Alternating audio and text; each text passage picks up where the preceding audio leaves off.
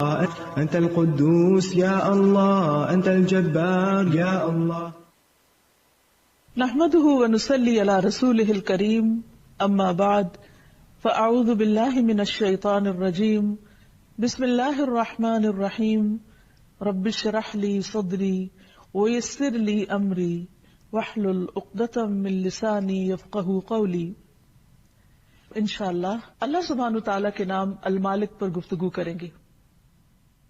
قرآن مجید کے آغاز میں سورۃ الفاتحہ میں اللہ تعالیٰ فرماتے ہیں، الحمدللہ رب العالمین، سب تعریف اللہ کے لیے ہے جو رب ہے تمام جہانوں کا، الرحمن الرحیم، جو بہت مہربان بار بار رحم فرمانے والا ہے، مالک یوم الدین، روز جزا کا مالک ہے۔ حقیقت یہ ہے کہ وہ صرف روز جزا ہی کا مالک نہیں بلکہ ہر چیز کا مالک ہے۔ وہ پوری کائنات کا مالک ہے، اور اس کی کائنات میں اس نے مختلف چیزوں کا جن کو مالک بنایا وہ ان کا بھی مالک ہے، تمام مالکوں کا مالک، اور وہ جن چیزوں کے مالک ہیں ان کا بھی مالک۔ وہ زمین و آسمان کا مالک، ارض و سما کا مالک، لیل و نہار کا مالک، بر و بحر کا مالک، شجر اور حجر کا مالک، ان پہاڑوں کا مالک، دنیا اور آخرت کا مالک، شمس و قمر کا مالک۔ گویا میں اور آپ جو کچھ دیکھتے ہیں اور جس چیز کے بارے میں سوچ سکتے ہیں وہ ان سب چیزوں کا مالک ہے۔ حقیقت تو یہ ہے کہ اللہ سبحانہ وتعالی ان تمام چیزوں کا مالک ہے جو ہماری نگاہیں دیکھتی ہیں، اور وہ ان چیزوں کا بھی مالک ہے جن تک ہماری نگاہیں نہیں پہنچتی، بلکہ حقیقت یہ ہے کہ وہ عالم کہیں بڑا ہے جو ہماری نگاہوں سے پوشیدہ ہے، جو ہمارے ہاتھوں کی رسائی سے باہر ہے، اور ہاتھ تو کیا ہمارے عقل کی رسائی سے بھی باہر ہے۔ وہ ان تمام چیزوں کا مالک ہے، وہ ان گنت ستاروں کا مالک ہے، وہ ملائکہ اور روح کا مالک ہے، وہ زمین کے ذرے ذرے اور باقی کائنات کی ایک ایک چیز کا مالک ہے۔ اور وہ صرف مالک ہی نہیں بلکہ ان تمام چیزوں پر مکمل اختیار رکھتا ہے۔ یہ تمام چیزیں اس کے پورے قبضے میں ہیں، کنٹرول میں ہیں، ہر چیز اسی کے حکم سے چل رہی ہے۔ اس نے ان تمام چیزوں کے لیے جو ضابطۂ حیات مقرر کیا وہ اسی کی پابند ہے۔ دنیا میں بہت سے لوگ عارضی طور پر کچھ چیزوں کے مالک ہوتے ہیں ایک محدود وقت کے لیے، لیکن ضروری نہیں کہ وہ ان تمام چیزوں کو اپنی مرضی کے مطابق استعمال بھی کر سکیں یا ان میں ان کا کچھ اختیار بھی ہو، جبکہ اللہ سبحانہ وتعالی ہر چیز پر مکمل اختیار رکھتا ہے۔ ارشاد باری تعالی ہے، یولج اللیل فی النہار ویولج النہار فی اللیل وسخر الشمس والقمر کل یجری لاجل مسمی ذالکم اللہ ربکم لہ الملک والذین تدعون من دونہ ما یملکون من قطمیر۔ وہ رات کو دن میں داخل کرتا ہے اور دن کو رات میں داخل کرتا ہے، اسی نے سورج اور چاند کو مسخر کر رکھا ہے، یعنی وہ اسی کے کنٹرول میں ہے، ہر ایک مقرر وقت تک چل رہا ہے۔ یہی ہے اللہ تمہارا پروردگار، اسی کی ہے حقیقی ملکیت، اسی کی ہے بادشاہت، اور اس کے سوا تم جن کو بھی پکارتے ہو، جن سے بھی مدد کی امید رکھتے ہو، وہ کھجور کی گٹلی کے چھلکے کے مالک بھی نہیں ہے۔ کھجور کی گٹلی کتنی چھوٹی سی ہوتی ہے اور اس کے اوپر ایک سفید سی جھلی ہوتی۔ اللہ سبحانہ وتعالیٰ فرماتے ہیں کہ اللہ کے سوا کوئی بھی اور کسی چیز کا، حتیٰ کہ ایک معمولی ہلکے پھلکے چھلکے کا بھی مالک نہیں ہے۔ وہ اس کی مرضی سے نہیں بنا، وہ اس کی مرضی سے کام نہیں کرتا، وہ اس کے اختیار میں نہیں۔ اور جیسا کہ نبی صلی اللہ علیہ وسلم نے بھی فرمایا کہ لا مالک الا اللہ عز وجل، کہ اللہ عز وجل کے سوا کوئی مالک ہے ہی نہیں۔ باقی جتنے بھی ہیں وہ تمام مختلف چیزوں میں وقتی طور پر تھوڑا بہت کچھ اختیار رکھتے ہیں، اور وہ بھی دراصل حقیقی طور پر اللہ ہی سبحانہ تعالیٰ کے دیے ہوئے اختیار میں سے ہے۔ قرآن مجید میں سورۃ سبا میں آتا ہے، قُلِ ادْعُوا الَّذِينَ زَعَمْتُم مِّن دُونِ اللَّهِ لَا يَمْلِكُونَ مِثْقَالَ ذَرَّةٍ فِي السَّمَاوَاتِ وَلَا فِي الْأَرْضِ وَمَا لَهُمْ فِيهِمَا مِن شِرْكٍ وَمَا لَهُ مِنْهُم مِّن ظَهِيرٍ کہہ دیجئے پکارو ان کو جنہیں تم نے اللہ کے سوا گمان کر رکھا ہے، یعنی اللہ کے سوا کسی اور ہستی کے بارے میں اگر تمہارا یہ خیال ہے کہ ان کے قبضے میں کوئی چیز ہے یا ان کے اختیار میں کچھ چیز ہے یا کچھ وہ بگڑی بنا سکتے ہیں یا کسی مشکل میں کام آ سکتے ہیں، تو ان کو پکار کے دیکھو مدد کے لیے۔ وہ نہ آسمانوں میں ذرہ برابر کسی چیز کے مالک ہیں اور نہ زمین میں، یعنی ان کا اختیار ہے ہی نہیں، اور نہ ان کا ان دونوں میں کوئی حصہ ہے، کوئی شراکت نہیں، اور نہ ان میں سے کوئی اس کا مددگار ہے۔ ایک اور جگہ پر فرمایا وَاتَّخَذُوا مِن دُونِهِ آلِهَةً، لوگوں نے اس کے سوا کچھ اور الہ بنا رکھے ہیں، لا يخلقون شیئا، وہ کسی بھی چیز کو پیدا نہیں کر سکتے، وَهُمْ يُخْلَقُونَ، اور وہ تو خود پیدا کیے گئے ہیں، وَلَا يَمْلِكُونَ لِأَنفُسِهِمْ ضَرًّا وَلَا نَفْعًا، اور وہ تو اپنی جان کے بھی نفع نقصان کے مالک نہیں، کسی اور کے مالک تو کہاں، وہ خود اپنے بھی مالک نہیں، خود اپنے سے بھی کسی تکلیف کو دور نہیں کر سکتے، خود اپنی مرضی سے کچھ نہیں کر سکتے۔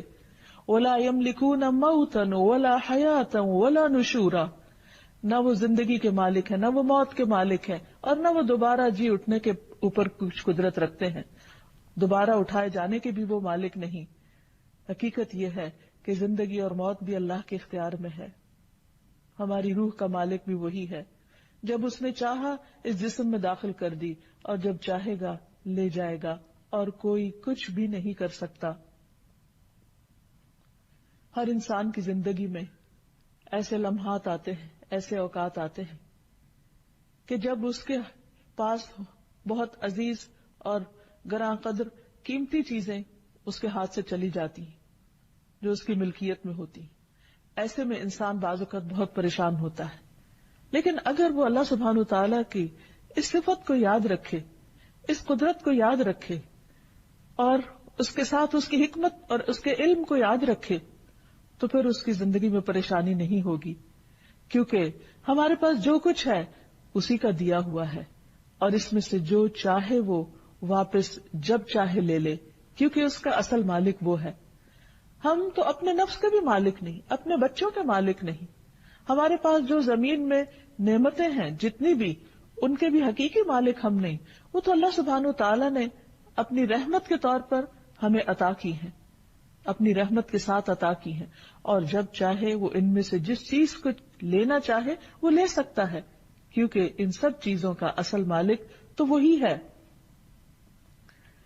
نبی صلی اللہ علیہ وسلم نے فرمایا جان رکھو کہ اگر ساری امت مل کر بھی تمہیں کوئی فائدہ پہنچانا چاہے، یعنی تمام لوگ اکٹھے ہو جائیں اور تمہیں کچھ دینا چاہیں، تو وہ تمہیں نفع نہیں دے سکتے سوائے اس کے جو اللہ نے تمہارے لیے لکھ دیا ہو، یعنی جو اللہ نے تمہارے حصے میں رکھا ہے بس وہی تمہیں ملے گا۔ اور اگر وہ سارے مل کر تمہیں کوئی نقصان پہنچانا چاہیں تو وہ تمہیں کوئی نقصان نہیں دے سکتے سوائے اس کے کہ جو اللہ نے تمہارے مقدر میں لکھ دیا ہے۔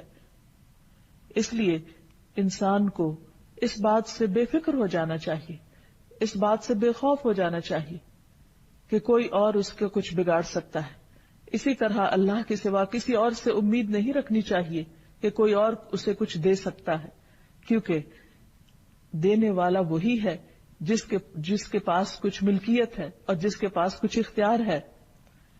قرآن مجید میں نبی صلی اللہ علیہ وسلم کے بارے میں آیا، اللہ تعالیٰ فرماتے ہیں قل، آپ کہہ دیجئے لا املک لنفسی نفعا ولا ضرا، کہ میں تو اپنے نفع نقصان کا بھی مالک نہیں۔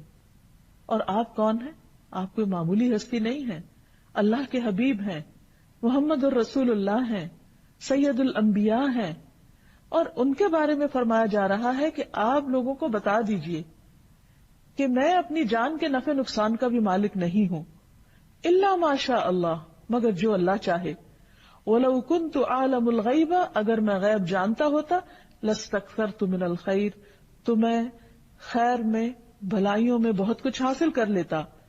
وَمَا مَسَّنِيَ السُّوءُ، اور مجھے کوئی تکلیف نہ پہنچتی، کسی قسم کا کوئی دکھ مجھے نہ پہنچتا۔ إِنْ أَنَا إِلَّا نَذِيرٌ وَبَشِيرٌ لِقَوْمٍ يُؤْمِنُونَ، میں تو محض ایک ڈرانے والا اور خوشخبری دینے والا ہوں ان لوگوں کے لیے جو ایمان لے آئیں۔ ایک اور جگہ پر آتا ہے قل انی لا املک لکم ضرا ولا رشدا، آپ کہہ دیجئے کہ بے شک میں تمہارے لیے نہ کوئی نقصان پہنچانے کا اختیار رکھتا ہوں اور نہ کسی بھلائی کا، کیونکہ ہر چیز کا اصل مالک تو اللہ ہے۔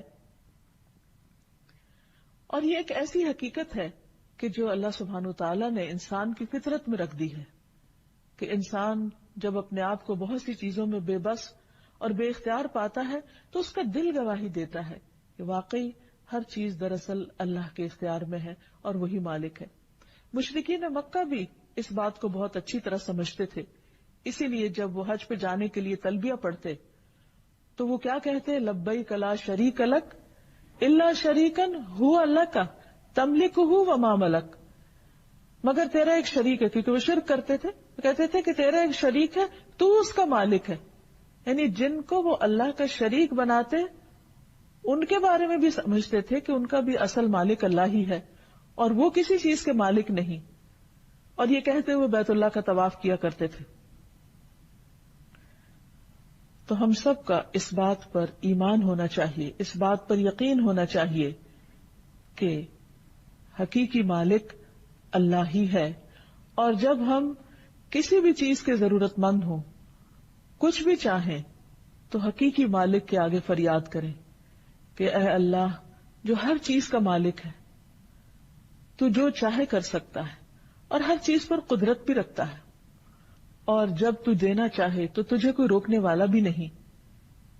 تو اس طرح انسان کی دعا کے اندر ایک یقین پیدا ہو جاتا ہے اور انسان کو اطمینان نصیب ہوتا ہے کہ واقعی کوئی ہے جو سب کچھ کرنے پہ قادر ہے، اور یہ چیز انسان کے لیے حقیقی تسلی کا باعث بنتی ہے۔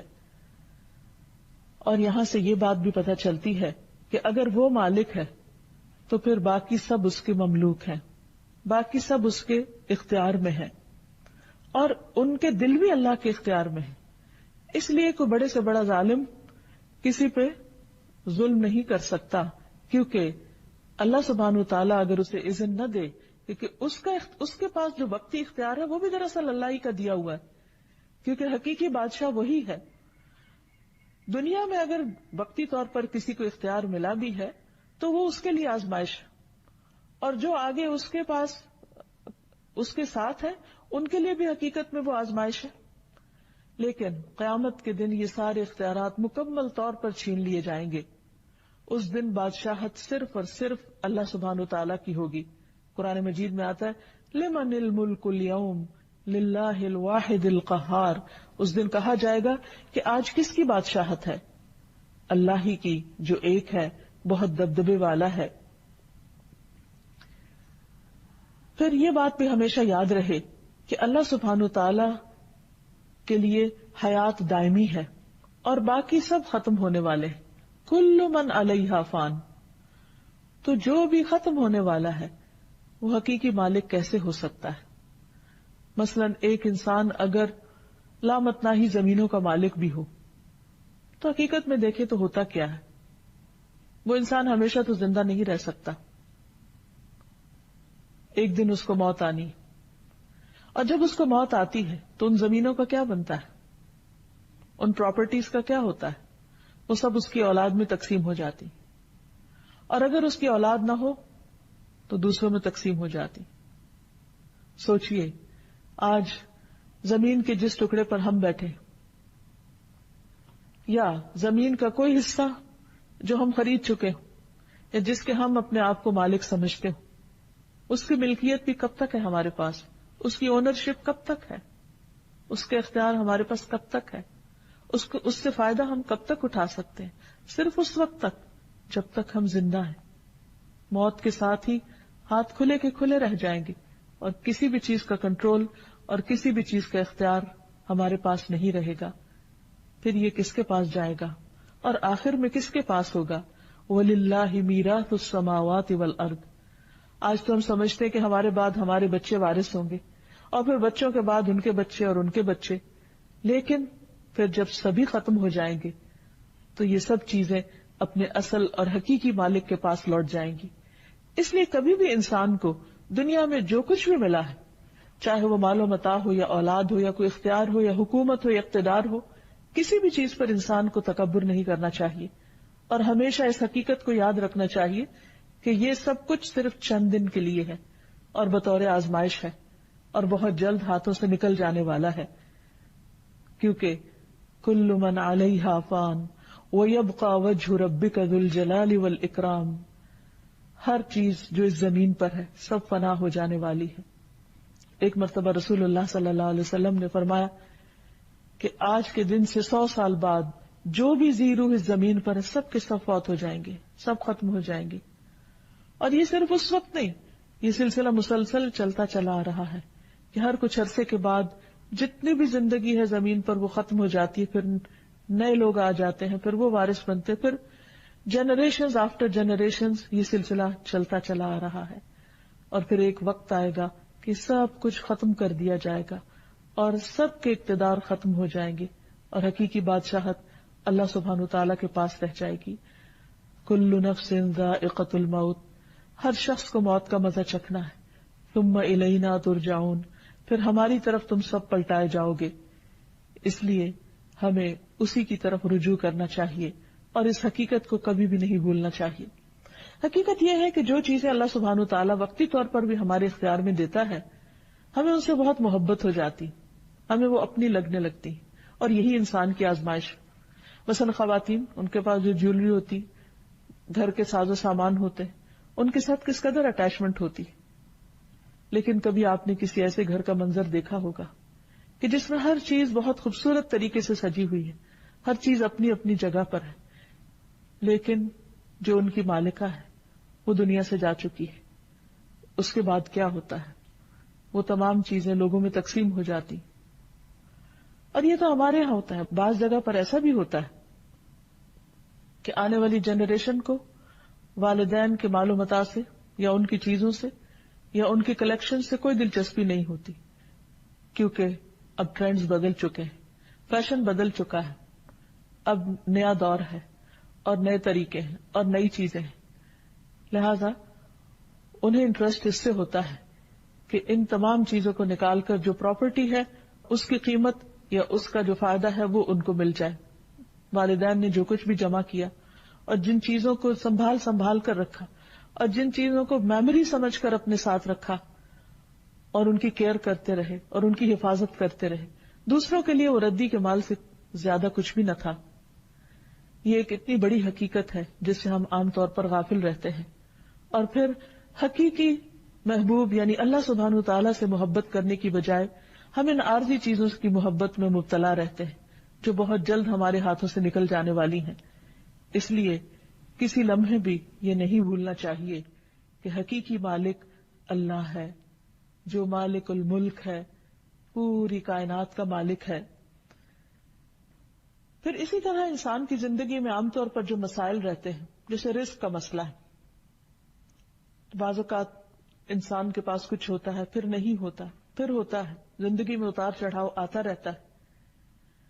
اس میں انسان کے اوپر پریشانیاں بھی آتی ہیں، فقر و فاقہ کا خوف بھی ہوتا ہے، لیکن اگر انسان کے دل میں اس بات کا پورا یقین ہو کہ اللہ میرا مالک ہے اور مجھے کل کی فکر نہیں کرنی چاہیے، اس خوف اور غم میں نہیں جینا چاہیے کہ کل میرا کیا ہوگا یا میرے ساتھ کیا معاملہ کیا جائے گا، نہیں، اگر اس کا یہ یقین ہے کہ ہر چیز اللہ کے اختیار میں ہے، وہ جسے چاہے دے سکتا ہے، جیسا کہ قرآن مجید کی اس آیت سے پتہ چلتا ہے، قل اللہم مالک الملک تؤتی الملک من تشاء وتنزع الملک ممن تشاء وتعز من تشاء وتذل من تشاء بیدک الخیر انک علی کل شیء قدیر۔ کہہ دیجئے کہ اے اللہ جو مالک الملک ہے، جس کو چاہتا ہے ملک عطا کرتا ہے اور جس سے چاہتا ہے چھین لیتا ہے، تو جسے چاہتا ہے عزت دیتا ہے اور تو جسے چاہتا ہے ذلت دیتا ہے، ساری بھلائی تیرے ہی ہاتھ میں، تیرے اختیار میں ہے اور تو ہر چیز پر قدرت رکھتا ہے۔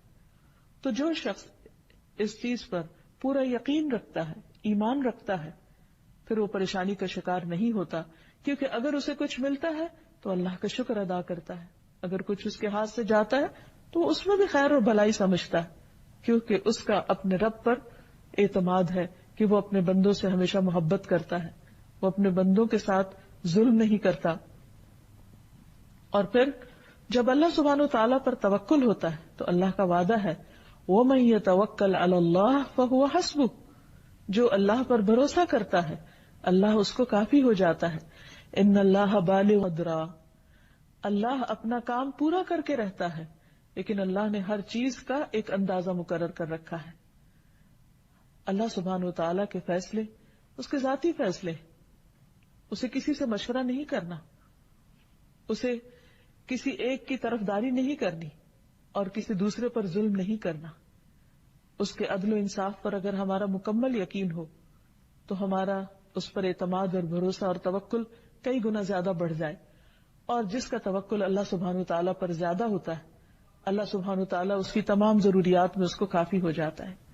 رسول اللہ صلی اللہ علیہ وسلم نے فرمایا اگر تم اللہ پر ایسا توکل کرو جیسا کہ توکل کرنے کا حق ہے تو وہ تمہیں اس طرح روزی دے گا جیسے پرندوں کو دیتا ہے کہ وہ صبح کو گھونسلوں سے بھوکے پیٹ نکلتے ہیں اور شام کو بھرے ہوئے پیٹ سے واپس آتے ہیں. اس کا یہ مطلب نہیں توکل کا کہ توکل کر کے پھر گھر میں بیٹھ جاؤ، نہیں، توکل کر کے پرندوں کی طرح کوشش بھی کرو، لیکن یقین اللہ پہ رکھو کہ جب تم نکلو گے، باہر جاؤ گے، کوشش کرو گے تو بہت سی اپرچونٹیز ملیں گی. اور یہ ایک حقیقت ہے کہ اللہ سبحانہ وتعالی اپنی ان تمام نعمتوں میں سے اپنے بندوں کو نوازتا رہتا ہے اور پھر ان کی حفاظت بھی کرتا ہے. اس لیے اس المالک کے تمام فیصلوں پر راضی رہنا بھی بہت ضروری ہے. جب انسان کا اس بات پر یقین ہو جاتا ہے کہ اللہ سبحانہ وتعالی ہر چیز کا مالک ہے اور وہ اپنے بندوں کو ان کی ضرورت کے مطابق ان کو اپنے رزق میں سے تقسیم کرتا رہتا ہے، تو پھر انسان کے پاس جو کچھ بھی ہوتا ہے اس پر اس کو قناعت حاصل ہوتی ہے، اسے اطمینان قلب نصیب ہوتا ہے، وہ اللہ سبحانہ وتعالی کی تقدیر پر راضی رہتا ہے. اور اس پر توجہ کرنے کی بجائے کہ اسے کیا ملا ہے اور کیا نہیں، وہ زیادہ توجہ اس بات پر کرتا ہے کہ اللہ سبحانہ وتعالی نے اس زندگی میں وقتی طور پر اسے جن چیزوں کا مالک بنایا ہے وہ ان کو کس طرح بہتر طور پر استعمال کرے، ان کی بہتر طور پر کیسے مینجمنٹ کرے، اس میں سے بندوں کے حقوق کس طرح ادا کرے. کیونکہ حقیقت یہ ہے کہ جو کچھ اللہ نے ہمیں دیا ہے اس پر حساب ہونے والا ہے، اس پر پوچھ ہونے والی ہے. یہ سب کچھ اس لیے نہیں ملا انسان کو کہ انسان اس پر فخر اور تکبر کرے اور چھوٹی سی کوئی چیز پا کر خدا بننے کی کوشش کرے یا اللہ سبحانہ وتعالیٰ کے اختیارات کو اپنے ہاتھ میں لینے کی کوشش کرے. انسان کے پاس جو کچھ بھی ہے وہ مملوک بن کر ہی رہے اور اسی میں اس کی خیر و بھلائی ہے.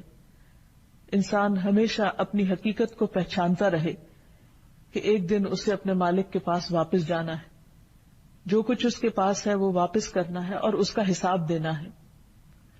اور پھر جب اللہ تعالیٰ بندے کو کسی چیز کا مالک بنائے تو پھر اسے وہ اس کی مرضی کے مطابق بھی استعمال کرے، کیونکہ حقیقی مالک تو وہ ہے، ہم تو عارضی مالک ہیں، اور اس نے یہ تمام چیزیں دی بھی اس لیے ہیں ہمیں آزمائے. قرآن مجید میں اللہ تعالیٰ فرماتے ہیں تبارک الذی بیدہ الملک وہو علی کل شیء قدیر، بہت بابرکت ہے وہ ذات جس کے ہاتھ میں ساری کائنات کی بادشاہت ہے، ہر چیز کا وہ مالک ہے اور وہ ہر چیز پر قدرت بھی رکھتا ہے. الذی خلق الموت والحیاۃ لیبلوکم ایکم احسن عملا، وہ جس نے موت اور حیات کو بنایا تاکہ تمہیں آزما کر دیکھے. کس چیز میں آزمائش، کس چیز کا امتحان؟ ایکم احسن عملا، کہ تم میں سے اچھے عمل کون کرتا ہے. کام کس کے اچھے؟ گویا کچھ بھی جو اس نے دیا، مثلا اگر اس نے ہمیں ہمارے جسم کا مالک بنایا ہے وقتی طور پر، تو وہ ہم سے دیکھ رہا ہے کہ ہم اس جسم سے کیا کام لیتے ہیں، کیا اس کی اطاعت کے مطابق یا اس کی نافرمانی کے. مثلا اس نے ہمیں نگاہیں دی تو ہم ان نگاہوں سے کیا وہ دیکھتے ہیں جو اللہ تعالیٰ کی پسند کا ہے یا وہ جو اس کو ناپسند ہے. اس نے ہمیں زبان دی تو وہ ہمیں آزما رہا ہے، وہ دیکھ رہا ہے کہ وقتی طور پر اللہ نے انسان کو بولنے کا جو اختیار دیا ہے وہ اس زبان سے کیا بولتا ہے، کیا اللہ کی پسند کے مطابق اس زبان کو استعمال کرتا ہے یا اس کی نافرمانی میں استعمال کرتا ہے. اللہ نے انسان کو عقل اور سمجھ دی، بہت بڑی نعمت جس کی بنا پر انسان باقی تمام مخلوقات سے افضل ہے. لیکن یہ نعمت انسان کے لیے ایک امتحان بھی ہے. اللہ تعالیٰ یہ دیکھ رہا ہے، واچ کر رہا ہے، نگرانی کر رہا ہے کہ ہم اس عقل کے ساتھ کس طرح کام لیتے ہیں. کیا اس کے ساتھ وہ سوچتے ہیں جو اس کی پسند کا ہے، یا اس کی مرضی کے خلاف اسے استعمال کرتے ہیں. اسی طرح اللہ نے ہمیں مال دیا، یہ ایک نعمت بھی ہے، لیکن اس کے ساتھ مال ایک آزمائش بھی ہے، ایک امتحان بھی ہے. وہ دیکھ رہا ہے کہ ہم اس مال میں اللہ کا حق اور بندوں کا حق کس طرح دیتے ہیں. اگر ہم ان تمام چیزوں کو اللہ کی پسند اور مرضی کے مطابق استعمال کرتے ہیں تو یہی احسن عمل ہے، اور اگر اس کے خلاف استعمال کرتے ہیں تو اس پر پوچھ ہے، اس پر حساب ہے. کیونکہ ہم سب کو یہ یاد رکھنا چاہیے کہ ایک دن ہمیں اللہ کے پاس واپس جانا ہے. اسی لیے جب ان میں سے کوئی نعمت چلی جاتی ہے تو ہمیں کیا کہنے کے لیے کہا گیا؟ انا للہ و انا الیہ راجعون، کہ بے شک ہم بھی اللہ کے لیے ہیں اور اسی کی طرف پلٹ کر جانے والے ہیں. انا للہ یعنی ہمارا اصل مالک اللہ ہے اور ہم بھی اسی کی طرف جائیں گے. تو جب مالک وہ ہے اور اسی کی طرف واپسی ہے تو اس واپسی کا کوئی مقصد ہے، اور وہ مقصد کیا ہے؟ وہ یہ کہ ہم سے دیکھے کہ جو کچھ اس نے ہمیں دیا تھا ہم نے اسے استعمال کیسے کیا، اس کی دی ہوئی ملکیت میں کیسے تصرف کیا، اس کے دیے ہوئے اختیارات کو کیسے استعمال کیا. یاد رکھیے یہ اختیار بہت تھوڑے دن کا ہے، اور اس کے بعد جب انسان کی پکڑ ہوگی، جب ملک الموت آئیں گے، جب موت کے فرشتے آ کر روح نکالیں گے، اس کے بعد انسان کا پورا اختیار ختم ہو جائے گا اور وہ اللہ سبحانہ وتعالیٰ کے حضور حاضر ہو کر اپنی ان تمام چیزوں کا حساب دے گا. تو بات یہ ہے کہ ساری ملکیت جو انسان کے پاس ہے وہ اس کے لیے آزمائش ہے اور اسے اس کا حساب دینا ہے. رسول اللہ صلی اللہ علیہ وسلم نے فرمایا، قیامت کے دن کسی شخص کے قدم اس وقت تک میدان حشر سے ٹل نہیں سکیں گے یہاں تک کہ اس سے اس کی عمر کے بارے میں نہ پوچھ لیا جائے کہ اسے اس نے کہاں استعمال کیا. اس کی جوانی کے بارے میں اس سے سوال کیا جائے گا، خاص طور پر عمر کا بہترین حصہ کہاں گزارا. اس کے علم کے بارے میں اس سے پوچھا جائے گا کہ جو کچھ اس نے سیکھا اور جانا اس پر عمل کتنا کیا. پھر اسی طرح اس کے مال کے بارے میں پوچھا جائے گا کہ اس نے مال کمایا کہاں سے اور خرچ کہاں پر کیا. اور ایک روایت میں آتا ہے کہ اس کے جسم کے بارے میں سوال ہوگا کہ اس نے اپنا جسم کس کام میں گھلایا، کہاں کھپایا. گویا ساری صلاحیتیں، طاقتیں اور جو کچھ بھی اللہ نے دیا وہ اللہ کی فرما برداری میں استعمال کیا یا اس کی نافرمانی میں. اسی طرح بعض اوقات انسان کو کچھ بندوں کے اوپر ذمہ دار بنا دیا جاتا ہے، وہ اس کی رعایا ہوتے ہیں، اور حقیقت میں دیکھا جائے تو ہر شخص کسی نہ کسی کا ذمہ دار ہے. جیسے نبی صلی اللہ علیہ وسلم نے فرمایا، کلکم راعٍ وکلکم مسئول عن رعیتہ، تم میں سے ہر شخص نگران ہے اور ہر شخص سے اس کی رعیت کے بارے میں سوال کیا جائے گا. فالمرأۃ راعیۃ فی بیت زوجہا، عورت کے بارے میں بھی کہا گیا کہ عورت اپنے شوہر کے گھر میں نگران ہے. ومسئولۃ عنہا، اور اس سے اس کے بارے میں سوال کیا جائے گا کہ اس کے گھر میں کیا ہوتا رہا، اس کے بچے کیا کرتے رہے. اسی طرح گھر کے خادم کو بھی نگران قرار دیا گیا، جو چیزیں اس کے اختیار میں ہیں. مثلا ایک مالک اس کو جہاں جس کام میں لگاتا ہے اور اس کام کے لیے اسے جو جو چیزیں دیتا ہے پھر اس کا حساب ان سے لیتا ہے. اور صرف دنیا میں انسانی حساب نہیں لے گا، کل اللہ سبحانہ وتعالیٰ بھی لے گا کہ تم جس کے ہاں کام کرتے تھے اس کا حق کیسے ادا کیا، اس ذمہ داری کو کیسے پورا کیا.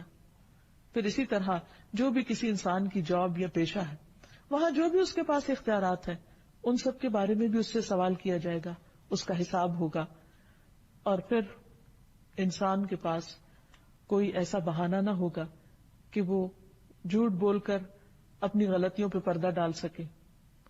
یومئذ تعرضون لا تخفی منکم خافیہ، جس دن تم پیش کیے جاؤ گے کوئی چھپی چیز تم اللہ سبحانہ و تعالیٰ سے تم چھپا نہ سکو گے، کچھ بھی چھپا نہ رہے گا، سب کچھ عیاں ہوگا، کیونکہ وہ عالم الغیب والشہادہ ہے، وہ غیب اور حاضر کا برابر جاننے والا ہے. اور وہاں اس وقت وہ لوگ کہ جو ذمہ دار ہوں گے اور وہ اپنی رعایا کی ضروریات پوری نہ کرتے ہوں گے، اللہ سبحانہ تعالیٰ ان پر ناراض ہوگا۔ اسی طرح جو دنیا میں اپنی ملکیت میں بے جا تصرف کرے، ظلم اور زیادتی کرے، اس سے بھی پوچھ ہوگی۔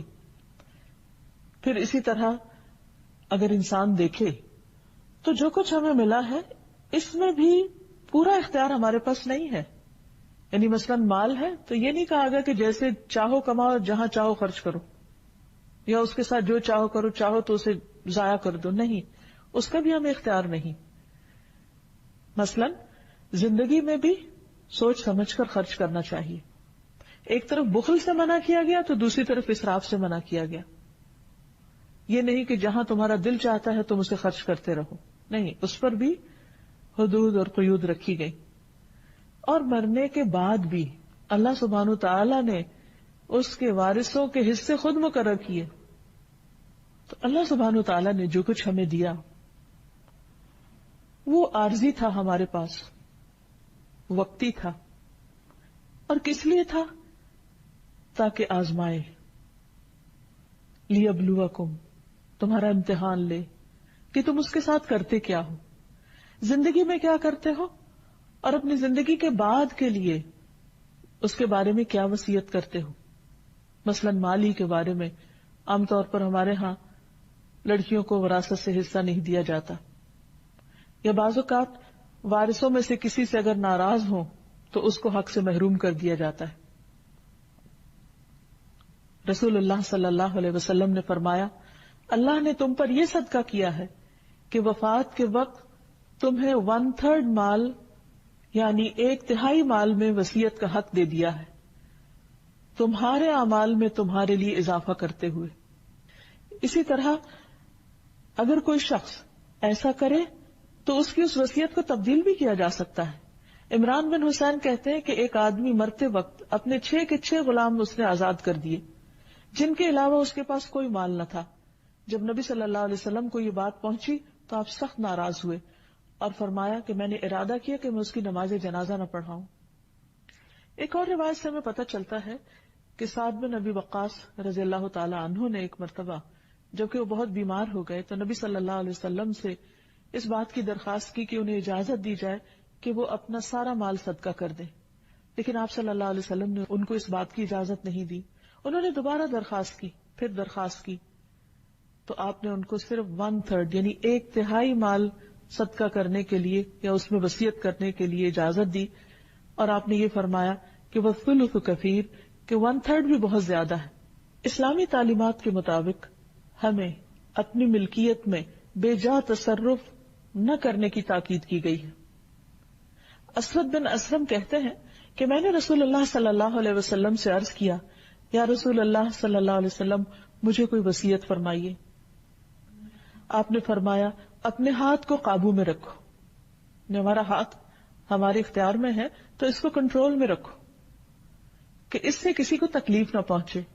میں نے عرض کیا اگر میرا ہاتھ قابو میں نہ رہے، یعنی میں انسان ہوں، بھول جاؤں، پھر کیا کروں؟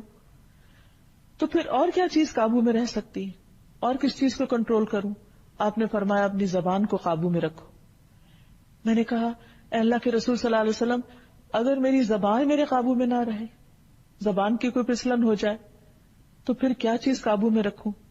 تو آپ نے فرمایا پھر تم اپنے ہاتھ کو بھلے کام ہی کے لیے آگے بڑھاؤ اور اپنی زبان سے بھلی بات ہی کرو، یعنی اگر ہاتھ استعمال کرنا ہی ہے تو اچھے کام میں کرو، اور زبان کو استعمال کرنا ہے تو اچھے کام میں کرو۔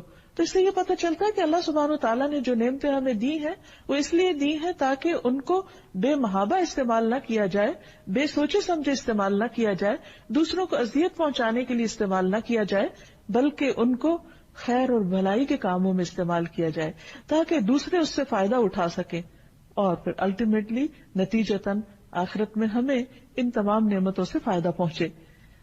اور اس پر شدید وعید بھی سنائی کہ اگر کوئی شخص اپنی مرضی سے اس میں کوئی رد و بدل کرے تو خواہ وہ ساری عمر نیک کام کرتا رہے، لیکن اگر مرتے وقت وصیت غلط کرتا ہے تو وہ اپنے آپ کو جنت سے محروم کر سکتا ہے۔ اس لیے ہمیشہ اس بات کی یاد دہانی انسان کرتا رہے کہ وہ اس دنیا میں آزاد نہیں، خود مختار نہیں، اس کا کوئی مالک ہے جس نے اسے پیدا کیا اور یہاں بھیجا اور جس کے پاس اسے پلٹ کر جانا ہے. لہذا زندگی کا ایک ایک دن سوچ سمجھ کر گزارے اور اس کی ملکیت میں جو کچھ ہے وہ اسے اللہ کی ملکیت سمجھے. اگر اللہ اسے دینا چاہے تو شکر ادا کرے، اور اگر اللہ سبحانہ و تعالی ان دی ہوئی چیزوں میں سے کچھ لینا چاہے تو اس پر وہ اللہ سے ناراض نہ ہو. وہ اللہ سبحانہ و تعالی کے فیصلوں کو خوشی سے قبول کرنے والا ہو. تو اللہ تعالیٰ سے دعا ہے کہ وہ ہمیں حقیقی معنوں میں اپنی معرفت عطا کرے تاکہ زندگی کے یہ دن جو ہم گزار رہے ہیں اس کی خوشنودی کے مطابق گزار سکیں. تو بہرحال ان تمام باتوں سے یہ پتہ چلتا ہے کہ ہمیں اللہ سبحانہ تعالیٰ نے جو کچھ بھی عطا کیا ہے اس بارے میں ہم بہت محتاط زندگی بسر کریں. ان تمام چیزوں کا اصل مالک اللہ کو سمجھے اور اللہ سبحانہ تعالیٰ نے اپنی رحمت سے جو کچھ ہمیں عطا کیا ہے اس میں ہم اسی کی مرضی کے مطابق تصرفات کریں تاکہ اللہ سبحانہ تعالیٰ کی رضا حاصل ہو سکے. القاهر يا الله، أنت الحسيب يا الله، أنت الشافي يا الله، أنت المبين يا الله، أنت الوكيل يا الله، أنت القيوم يا الله، أنت المتين يا الله، أنت السبوح يا الله، لا إله إلا الله محمد رسول الله، لا إله إلا الله محمد رسول الله. انشاءاللہ اللہ سبحانہ تعالیٰ کے نام الملک پر بات کریں گے. الملک کا معنی ہے حقیقی بادشاہ. قرآن مجید میں اللہ سبحانہ تعالیٰ کا ارشاد ہے فَتَعَالَى اللَّهُ الْمَلِكُ الْحَقُّ لَا إِلَٰهَ إِلَّا هُوَ رَبُّ الْعَرْشِ الْكَرِيمِ. بس بہت بلند ہے اللہ جو سچا بادشاہ ہے، اصل بادشاہ ہے، حقیقی بادشاہ ہے، جس کے سوا کوئی الہ نہیں، کوئی معبود نہیں، عزت والے عرش کا مالک، عزت والے عرش کا رب. اگر دیکھا جائے تو دنیا میں جتنے بھی بادشاہ ہیں اللہ سبحانہ تعالی ان سب کا بادشاہ ہے. وہ بادشاہ جس کے حکم پر تمام کائنات چلتی ہے، جو بلا روک ٹوک ہر چیز پر اپنا حکم نافذ کر سکتا ہے اور اسے اس میں کوئی روکنے والا نہیں. حقیقت یہ ہے کہ سب تعریف اسی کے لیے ہے، سب امور اسی کی طرف لوٹائے جاتے ہیں، اور اس کی بادشاہت کوئی عام بادشاہت نہیں ہے. وہ عرش پر بلند ہے، اور عرش ساتوں آسمان اور ساتوں زمینیں اللہ کی کرسی کے سامنے ایسے ہیں جیسے ایک وسیع صحرا میں ایک چھوٹی سی مندری، ایک چھوٹا سا رنگ. اور پھر اللہ سبحانہ تعالیٰ کے عرش کے سامنے وہ کرسی ایک چھوٹے سے رنگ کی طرح ہے. آپ سوچئے کہ وہ عرش کتنا بلند ہے اور جو خود اس پر مستوی ہے وہ کتنا بڑا ہے، کتنا عظیم ہے. وہ ہے ہمارا رب، ہمارا مالک اور حقیقی بادشاہ.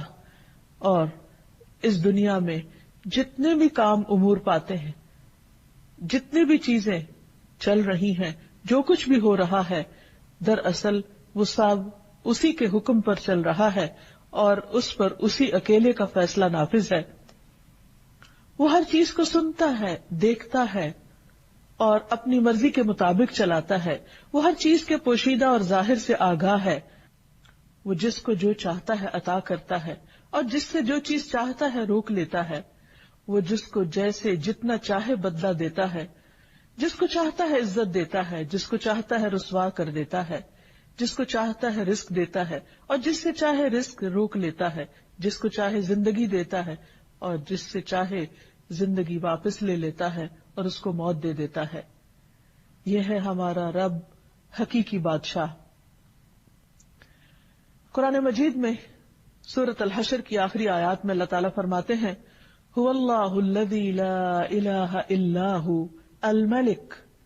وہ اللہ جس کے سوا کوئی الہ نہیں، الملک حقیقی بادشاہ ہے.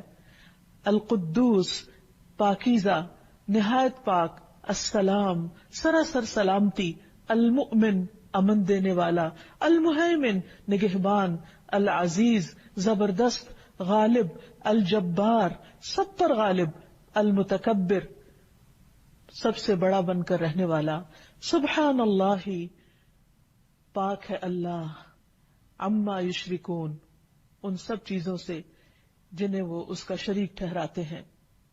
تو حقیقت یہ ہے کہ اللہ سبحانہ وتعالیٰ کے ہیں اچھے اچھے نام، اور ان ناموں میں سے ایک خوبصورت نام الملک ہے۔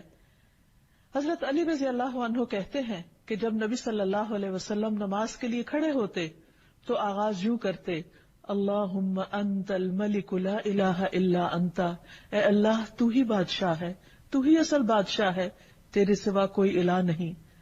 اور یہ اللہ کے رسول ہیں صلی اللہ علیہ وسلم جو اللہ سبحانہ تعالیٰ کی بادشاہت کا اعتراف کر رہے ہیں۔ آپ صلی اللہ علیہ وسلم نے یہ بھی فرمایا کہ اللہ تعالیٰ زمین کو مٹھی میں لے لے گا اور آسمانوں کو اپنے دائیں ہاتھ میں لپیٹ لے گا، پھر فرمائے گا انا الملک، انا الملک، میں ہوں اصل بادشاہ، میں ہوں اصل بادشاہ۔ این ملوک الارض، کہاں ہے زمین کے بادشاہ؟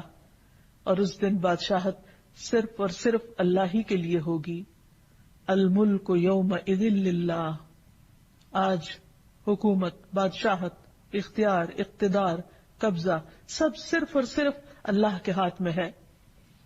نبی صلی اللہ علیہ وسلم نے فرمایا جب رات کا 1/3 حصہ گزر جاتا ہے تو اللہ تعالیٰ آسمان دنیا پر نزول فرماتے ہیں اور اعلان کرتے ہیں انا الملک، انا الملک، میں ہوں بادشاہ، میں ہوں بادشاہ، کون ہے جو مجھ سے دعا کرے تو میں اسے قبول کر لوں۔ یعنی بادشاہ حقیقی جو عرش عظیم کا مالک ہے وہ ہمیں پکارتا ہے اور ہم سے چاہتا ہے کہ ہم اس سے مانگیں اور وہ ان سب کو عطا کرے جو وہ چاہیں۔ کون ہے جو مجھ سے سوال کرے کہ میں اسے عطا کروں، کون ہے جو مجھ سے بخشش مانگے تو میں اسے بخش دوں۔ اور یہ اعلان مسلسل طلوع فجر تک ہوتا رہتا ہے۔ تو اس وقت بھی اللہ سبحانہ تعالیٰ اپنا تعارف الملک کے طور پہ کرواتے ہیں کہ بندو یاد رکھو میں ہوں تمہارا حقیقی بادشاہ۔ اور جو حقیقی بادشاہ ہے وہ بادشاہ مطلق ہے، ایبسولیوٹ اتھارٹی ہے اس کے پاس، وہ جو جب جیسے چاہے کرے۔ تبارک الذی بیدہ الملک وہو علی کل شیء قدیر، بہت برکت والا ہے وہ جس کے ہاتھ میں ہر چیز کا کنٹرول ہے، بادشاہت ہے، اور وہ ہر چیز پر پورا اختیار رکھتا ہے، پوری قدرت رکھتا ہے۔ سورۃ الفرقان میں اللہ تعالیٰ فرماتے ہیں الذی لہ ملک السماوات والارض ولم یتخذ ولدا ولم یکن لہ شریک فی الملک، ولم یکن لہ شریک فی الملک، کہ اللہ سبحانہ وتعالیٰ وہ ہے کہ جس کے ہاتھ میں آسمانوں اور زمین کی بادشاہت ہے۔ یعنی وہ صرف زمین کا نہیں بلکہ آسمانوں کا بھی بادشاہ ہے، اور آسمانوں میں جو مخلوق رہتی ہے اور جو کچھ بھی اس نے بنایا ہے ان سب کا بادشاہ حقیقی ہے۔ وَلَمْ يَتَّخِذْ وَلَدًا، اور وہ ایسا بادشاہ ہے جس کا کوئی بیٹا نہیں ہے، کوئی اس کے اقتدار میں کہیں سے بھی شریک نہیں۔ وَلَمْ يَتَّخِذْ وَلَدًا وَلَمْ يَكُنْ لَهُ شَرِيكٌ فِي الْمُلْكِ، اور اس کی بادشاہت میں کوئی بھی شریک نہیں، یعنی مکمل اختیار رکھنے والا۔ دنیا میں بادشاہ یا جہاں بھی صاحب اقتدار لوگ ہوتے ہیں تو وہ بعض اوقات دوسروں کے مشورے کے ساتھ چلتے ہیں، دوسروں کی مدد کے ساتھ چلتے ہیں۔ ان کی حکومت کو چلانے کے لیے ایک فوج چاہیے ہوتی ہے، خزانہ چاہیے ہوتا ہے، لیکن اللہ سبحانہ تعالیٰ ہر چیز کے اوپر مکمل اختیار رکھتا ہے، اسے کسی کی بھی مدد اور کسی کے بھی خزانوں کی ضرورت نہیں، تمام کے تمام خزانے اس کے اپنے ہاتھ میں ہیں۔ پھر یہ ہے کہ دنیا میں جب کسی کو بادشاہت ملتی ہے تو ایک محدود وقت کے لیے ملتی ہے، لیکن اللہ سبحانہ تعالیٰ ہمیشہ سے بادشاہ اور ہمیشہ رہے گا۔ پھر یہ کہ دنیا کے بادشاہوں سے بہت سی چیزیں اوجھل رہتی ہیں، انہیں معلوم ہی نہیں ہوتی، بعض اوقات ان کے فیصلے عدل و انصاف پر مبنی نہیں ہوتے، بعض اوقات وہ فیصلے کر لیتے ہیں لیکن ان کے فیصلے نافذ ہی نہیں ہوتے، جبکہ اللہ سبحانہ تعالیٰ کا ہر فیصلہ علم اور حکمت پر مبنی ہوتا ہے اور اس کا ہر فیصلہ نافذ ہوتا ہے۔ ایسا نہیں کہ وہ حکم دے اور اس کا حکم مانا نہ جائے، وہ کسی کو کچھ کہے اور اس کی تابعداری کی نہ جائے۔ ہاں، وقتی طور پر اگر انسان کو کچھ اختیار حاصل ہے تو وہ بھی بہت محدود ہے اور اس کے بارے میں بھی اس سے پوچھا جائے گا۔ تو بحیثیت مسلمان ہمارا اس بات پر پورا یقین اور پورا ایمان ہونا چاہیے کہ اصل بادشاہت اللہ ہی کے لیے ہے، اور اگر زمین پر اللہ نے مجھے کسی بھی معاملے میں کچھ بھی اختیار دیا ہے تو صرف یہ وقتی ہے اور اس کا بھی حساب ہونے والا ہے، لیکن اللہ سبحانہ وتعالی ہی حقیقی بادشاہ ہے۔ سورۃ المؤمنون میں آتا ہے، اللہ تعالیٰ فرماتے ہیں قل من بیدہ ملکوت کل شیء وہو یجیر ولا یجار علیہ، ان سے پوچھئے بتاؤ بادشاہی کس کے ہاتھ میں ہے، بادشاہ کون ہے اور وہ کون ہے جو پناہ دیتا ہے اور اس کے مقابلے میں کسی کو پناہ نہیں مل سکتی۔ سورۃ یاسین میں اللہ تعالیٰ فرماتے ہیں فسبحان الذی بیدہ ملکوت کل شیء والیہ ترجعون، پاک ہے وہ اللہ، وہ ذات جس کے ہاتھ میں ہر چیز کی بادشاہت ہے، ہر چیز پر وہ چھایا ہوا ہے، ہر چیز پر غالب ہے، ہر چیز پر اس کا حکم چلتا ہے، اور تم سب اسی کی طرف لوٹائے جاؤ گے، اسی کے پاس پہنچو گے، پھر وہ تم سے حساب لے گا، تم سے پوچھے گا۔ اور جہاں تک اختیارات کا تعلق ہے تو دنیا میں جتنے بھی بادشاہ ہیں ان کے پاس جو بھی خزانے ہیں وہ محدود ہیں اور وہ ختم ہو جاتے ہیں، اور ان کو بھرنے کے لیے انہیں مختلف وسائل اختیار کرنے پڑتے ہیں، جبکہ اللہ سبحانہ وتعالی اس کو خرچ کرنے کے لیے کسی سے کچھ لینے کی ضرورت نہیں ہوتی۔ ایک روایت میں آتا ہے رسول اللہ صلی اللہ علیہ وسلم نے فرمایا اللہ کا ہاتھ بھرا ہوا ہے، اسے رات دن کی بخشش کم نہیں کرتی، وہ دن کو بھی دیتا ہے، وہ رات کو بھی دیتا ہے، اور یہ دینا اس کے خزانوں میں کمی نہیں کرتا۔ آپ نے فرمایا کیا تمہیں معلوم ہے کہ جب اس نے آسمان و زمین پیدا کیا اور جب سے پیدا کیے اس نے کتنا کچھ خرچ کیا، یعنی جب سے یہ دنیا بنی ہے اس نے کیا کچھ نہیں دیا، وہ دیتا ہی چلا جا رہا ہے۔ عام طور پر دنیا میں وقتی طور پر جب کسی کو اقتدار ملتا ہے یا بادشاہت ملتی ہے تو اس کے پاس جو بھی خزانہ ہوتا ہے یا خرچ کرنے کو ہوتا ہے وہ محدود ہوتا ہے، اور بعض اوقات خرچ کرنے کے بعد وہ ختم بھی ہو جاتا ہے، اور اس خزانے کو بھرنے کے لیے مختلف طرح کے ہیلے کرنے پڑتے ہیں۔ لیکن اللہ سبحانہ وتعالیٰ کسی کا بھی محتاج نہیں، وہ دن رات خرچ کرتا ہے لیکن اس کے خزانوں میں کسی قسم کی کوئی کمی واقع نہیں ہوتی۔ رسول اللہ صلی اللہ علیہ وسلم نے فرمایا اللہ تعالیٰ کا ہاتھ بھرا ہوا ہے اور وہ اس میں سے دن رات خرچ کرتا ہے، لیکن تمہیں معلوم ہے کیا کہ جب سے اس نے آسمان و زمین پیدا کیے ہیں اس نے کتنا خرچ کیا ہے؟ اس نے بھی اس میں یعنی اس وقت سے خرچ کرنے نے اس میں کوئی کمی نہیں کی، یعنی اس کا ہاتھ پھر بھی بھرا ہوا ہے، وہ جتنا بھی دیتا چلا جائے اس کے خزانے کم نہیں ہوتے، وہ کسی کا محتاج نہیں، اسے کسی سے قرض نہیں لینا ہوتا، اسے کسی سے لے کر نہیں دینا، وہ پوری طرح مالک بھی ہے اور پھر بادشاہ بھی ہے۔ پھر فرمایا کہ اس کا عرش پانی پر ہے اور اس کے دوسرے ہاتھ میں ترازو ہے جسے وہ جھکاتا اور بلند کرتا رہتا ہے، یعنی جیسے جس چیز میں چاہے تصرف کرے، اسے کوئی روکنے والا نہیں ہے۔ اس کے برعکس بندوں کی بادشاہت بہت محدود ہے، وقت کے اعتبار سے بھی اور ان کے پاس جو اختیارات ہیں اس کے اعتبار سے بھی۔ لیکن کتنی حیرت کی بات ہے کہ ہم اگر دنیا میں کسی کے پاس کچھ بھی اختیار ہو تو اس سے فوراً مروب ہو جاتے ہیں، اس سے ڈرنے لگتے ہیں، اس کی مرضی کی بات کرنے لگتے ہیں۔ لیکن اس کے برعکس اللہ سبحانہ وتعالی جو پوری کائنات کا بادشاہ ہے اور ہر چیز کا اختیار اس کے پاس ہے، ہم اس سے ڈرتے نہیں، اس کے آگے جھکتے نہیں۔ یہ کس قدر ناسمجھی کی بات ہے، اور بات وہی ہے جو اللہ سبحانہ وتعالی نے خود فرمائی وَمَا قَدَرُ اللَّهَ حَقَّ قَدْرِهِ، انہوں نے اللہ کی قدر ہی نہیں کی جیسا کہ حق ہے اس کی قدر کرنے کا۔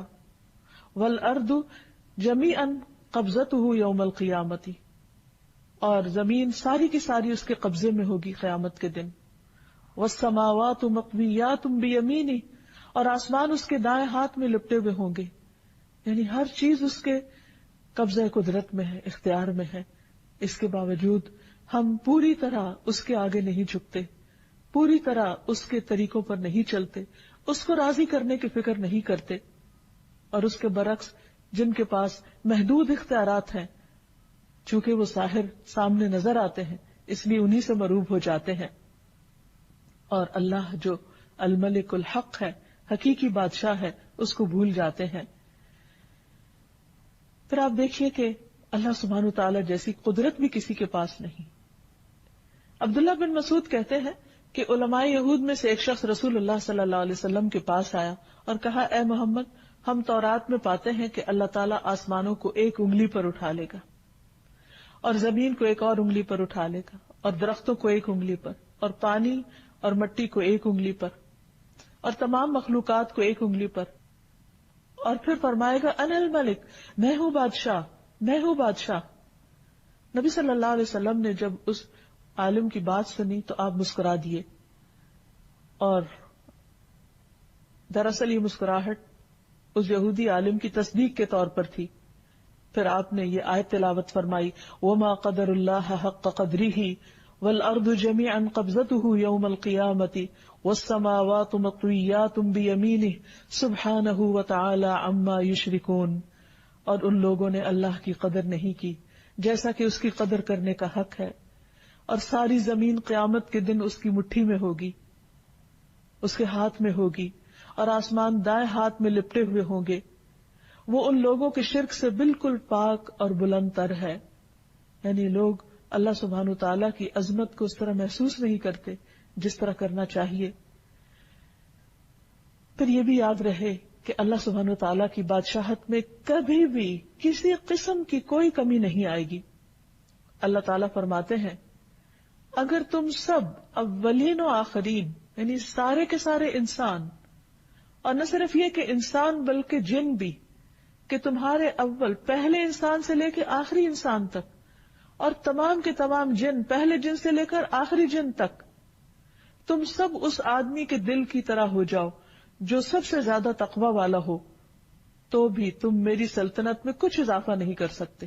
یعنی عام طور پر انسان یہ سمجھتا ہے کہ جب وہ عبادت کرتا ہے یا اللہ کی بندگی کرتا ہے یا کوئی بھی اس کی خاطر کام کرتا ہے تو شاید وہ اللہ تعالیٰ کو فائدہ پہنچاتا ہے. حالانکہ ایسا نہیں ہے. اللہ تعالیٰ فرماتے ہیں کہ اگر تم سارے سجدے میں بھی پڑے رہو تو اس سے میری حکومت، میری بادشاہت میں کچھ اضافہ نہیں ہوگا.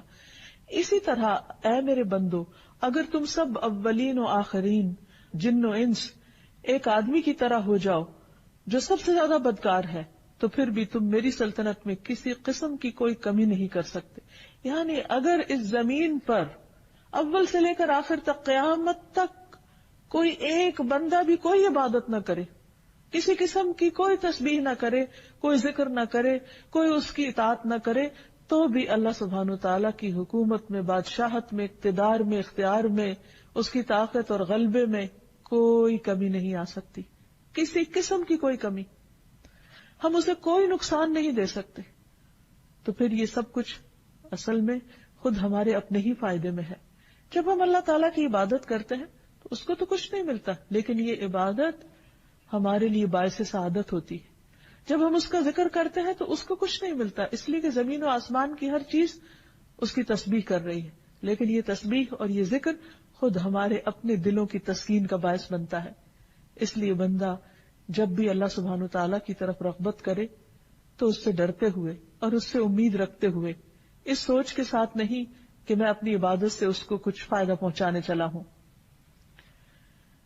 پھر فرمایا، اے میرے بندو، تم سب اولین و آخرین، جن و انس، ایک صاف چٹیل میدان میں کھڑے ہو جاؤ اور سب مجھ سے مانگو، اور میں تم سب کو وہ سب کچھ دوں جو تم مانگ رہے ہو.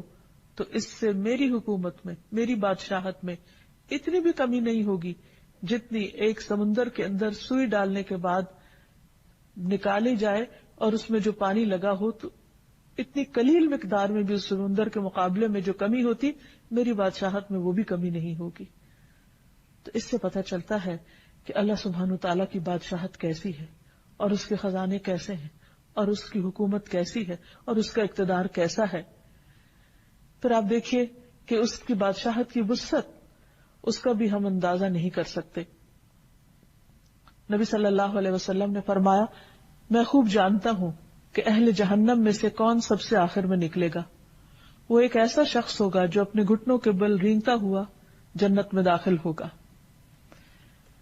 یعنی جہنم سے گھٹنوں کے بل گھسٹتا ہوا باہر نکلے گا تو اللہ سبحانہ تعالیٰ اسے حکم دے گی کہ جاؤ جنت میں داخل ہو جاؤ.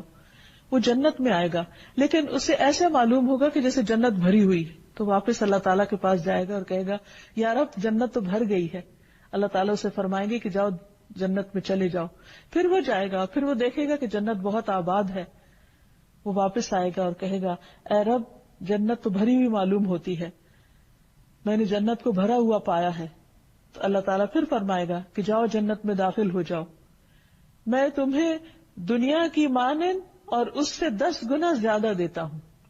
سوچئے اس دنیا میں کیا کچھ, یعنی عام طور پر ایک انسان کے بس میں نہیں کہ وہ ایک انسان کیا, آج تک اتنی تحقیقات ہوئی, اتنا کچھ انسانوں نے پڑھا لکھا, بڑی بڑی یونیورسٹیاں قائم ہوئی, لیکن پوری زمین کو ایکسپلور نہیں کر سکے اور اس کے پورے خزانوں کو بھی.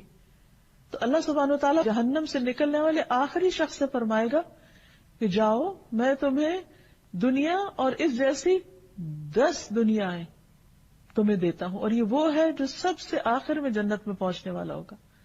تو آپ خود سوچئے کہ جن کو جنت الفردوس عطا ہوئی اور جن کو جنت کے بلند درجات نصیب ہوئے, ان کو کیا کچھ اللہ تعالیٰ عطا فرمائیں گے. یہ ہے اصل بادشاہ, حقیقی بادشاہ, کہ جس کو جتنا دینا چاہے وہ دے سکتا ہے, اور سب کچھ دینے کے بعد بھی اس کے اپنے خزانوں میں کچھ کمی واقع نہیں ہوتی. تو وہ شخص اس پر بہت حیران ہو جائے گا اور کہے گا کہ یا رب تو مجھ سے مذاق کرتا ہے, واقعی اتنا کچھ, یعنی اسے یقین نہیں آئے گا کہ اتنا کچھ بھی مل سکتا ہے. تو اس بات پر نبی صلی اللہ علیہ وسلم جب یہ بیان کر رہے تھے تو آپ بھی ہنسنے لگے اور آپ کے سامنے کے دندان مبارک ظاہر ہو گئے, اور آپ کہا کرتے تھے یہ جنت میں سب سے کم درجے والے کا حال ہے, سب سے کم درجے والے کا. اور آج انسان دنیا کی حقیر چیزوں کے پیچھے اپنا دین ایمان بیچ ڈالتا ہے اور اللہ سبحانہ وتعالیٰ کو ناراض کر دیتا ہے, اور یہ بھول جاتا ہے کہ اصل اختیار غلبہ اللہ سبحانہ وتعالیٰ کے پاس ہے, اور وہ اپنے فیصلوں میں خود مختار ہے, جو چاہے کرے. اللہ سبحانہ وتعالیٰ وقتی طور پر دنیا میں جب کسی کو کوئی بھی نعمت دیتا ہے تو عام طور پر شیطان اس کے دل میں غرور اور تکبر ڈالنے لگتا ہے, اور اگر کچھ اختیار اور اقتدار مل جائے تو یہ چیز اور بڑھنے لگتی ہے, اور اللہ سبحانہ وتعالیٰ کو بندوں کی یہی چیز پسند نہیں. رسول اللہ صلی اللہ علیہ وسلم نے فرمایا اللہ عز و جل فرماتے ہیں کہ تکبر میری چادر ہے اور عظمت میری ازار ہے, پس جو کوئی مجھ سے اس کے بارے میں جھگڑا کرے گا میں اسے آگ میں پھینک دوں گا. یعنی کسی بھی شخص کو خدا بننے کی ضرورت نہیں. اگر کوئی اپنے آپ کو خود مختار اور مالک الملک سمجھتا ہے کہ سب حکومت اور سب اختیار اور سب اقتدار میرے پاس ہے اور مجھے کوئی نقصان نہیں دے سکتا, یا میں سب کچھ کر سکتا ہوں, تو اس سے بڑی غلط فہمی کوئی نہیں. دنیا میں انسان کو چھوٹی یا بڑی کوئی بھی جو نعمت ملے, ہمیشہ انسان ہمبل رہے, شکر ادا کرتا رہے, اسے اللہ کی دی ہوئی نعمت سمجھے, اور اپنے آپ کو کبھی بھی اس کا حقیقی مالک نہ سمجھے. جو کچھ ہے عارضی طور پر ہے, ایک امتحان کے لیے ہے, اور جلد ہمارے ہاتھوں سے نکل جانے والا ہے. اس لیے اصل اختیار اللہ کے پاس ہے.